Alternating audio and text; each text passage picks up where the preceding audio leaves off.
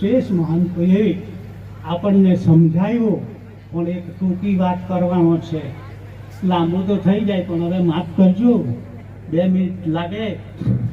મહાભારતની કથા છે કે પાંડવવાળાએ યજ્ઞ કર્યો અને તેમાં અરાળ વરણને જમાડી રાજસુયજ્ઞ કર્યો અને તેમાં અર્જુનને અભિમાન આવી ગયું કે અમે પાંડવવાળા કેટલા મોટા, અને અરાળ વરણને જમાડી. તો એ ભગવાન તો અંતર્યામી, એની અંતરની વાત જાણી ગયો. તો એ ફરવા ગયા અર્જુન હાથે એક નદી કિનારે. તો ત્યાં એક નદી કિનારે પક્ષી તે ઊભી પૂંછડી કરીને ભગવાનનું નામ લે, પ્રભુજી પ્રભુજી પ્રભુજી પ્રભુજી. તો અર્જુન ભગવાનને પૂછે કે આ આટલું બધું ઝડપથી નામ લે એનું કારણ શું? તો કે એ તરસેલું છે પાણી પીવાનું. તો એના વતી જો કોઈ નામ લે તો એ પાણી પી શકે એવું છે. એમાં હું મોટી નવાઈ.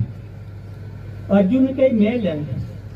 અર્જુન એમ કહે કે હે પક્ષીરાજ, તારામાં જે આત્મા છે તે મારામાં છે, તારા વતી હું લેમ.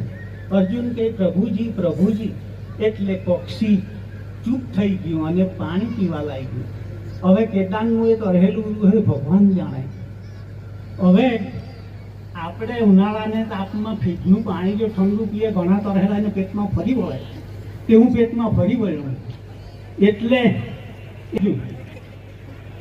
તો અર્જુન કહે કે ભગવાન આ તો કર્મ કરતામાં અકર્મ થઈ ગયું, તાપ લાગવાનો મરી ગયો, હવે શું કરે? ભગવાન એમ કે નિરાશ નહીં થા, તું એને તારા કઈ પુણ્ય કરેલું હોય તો અર્પણ કર.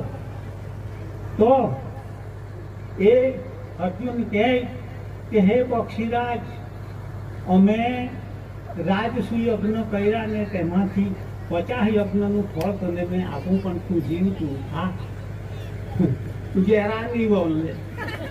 હા, જરા નહીં બોલે.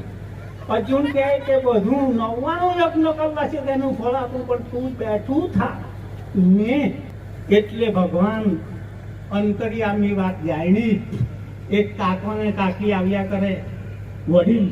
તેને પૂછ્યું, કાકા ઉભા રહ્યો, કઈ તમે અનુદાન કરેલું? દીકરા ખાવાના ફાફા તો કા અનુદાન કરીએ જાણે. જઈ તઈ તારો કાકો માંગી લાવે તો માંડ માંડ પેટ